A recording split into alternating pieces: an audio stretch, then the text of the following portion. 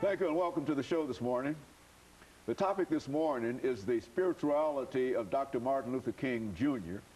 And we have to talk about the spirituality of Dr. Martin Luther King, Jr., one of the foremost scholars on Dr. Martin Luther King, Dr. LBaldwin, who is a professor of religion at Vanderbilt University. And of course, Dr. Baldwin, let me welcome you to the show this morning. So much, Dr. Haynes. It's always great to talk to you. And Dr. Baldwin, you know, I can't even introduce you to this audience because you've been with us on so many occasions. Absolutely. And as a matter of fact, the last time you were with us, I think we talked about the election of President Obama. We did. We talked about the relationship between religion and politics. Yeah. Good. Very good. Okay.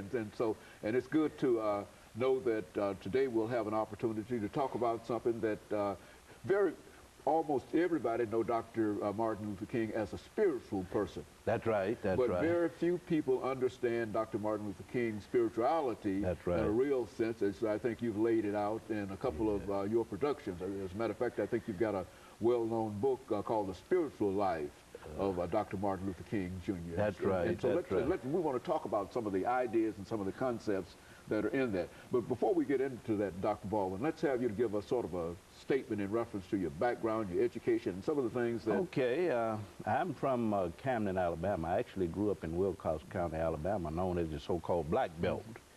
And I attended the public schools there and graduated from Camden Academy High School in Camden, Alabama in 1967.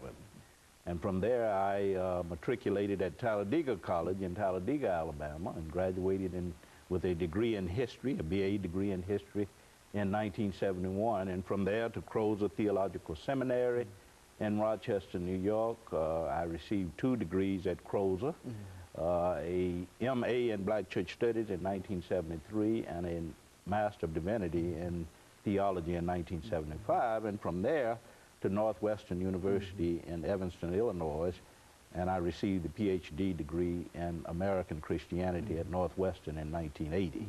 You know, Dr. Baldwin, I don't think, looking at your resume, and I don't think that there would be a person more qualified to speak about the spirituality of Dr. Martin Luther King than yourself. And let's start off.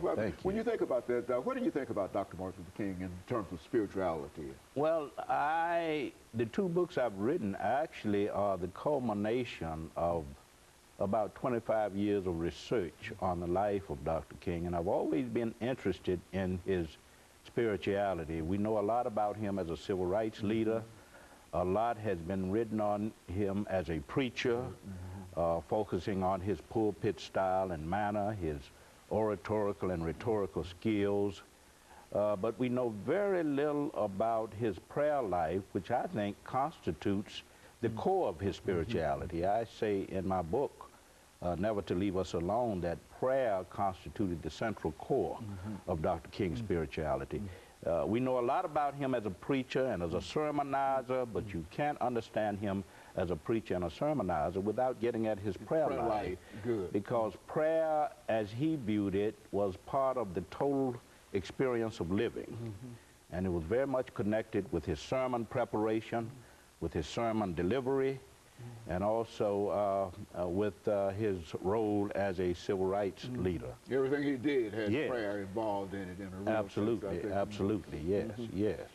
Now, he was an extraordinary man. What about his prayer life? I mean, when you start thinking, when you got ready to write this book, I mean, when you finally got finished to put the final product together, what were some of the things that brought you to where you were?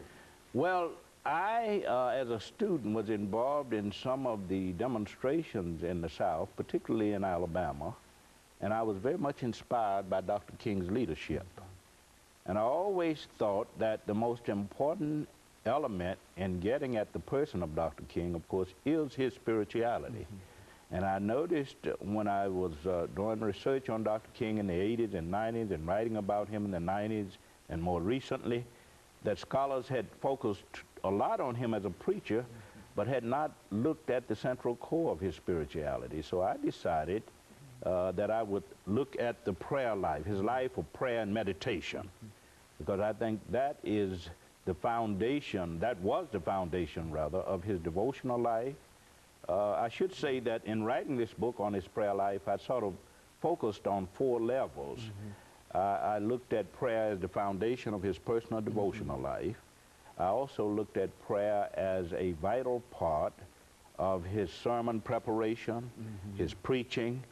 I treated prayer as a vital dimension of his service and caring function as a pastor, and also looked at how he employed prayer as a form of creative energy within the context of the civil rights movement. And by that I mean prayer was used to inspire and motivate people in the context of the struggle. Let's take this first commercial break, and when we come back, we'll go over all four of those areas in terms of Dr. Martin Luther King. And we'll be back with our audience following this very, very short commercial break.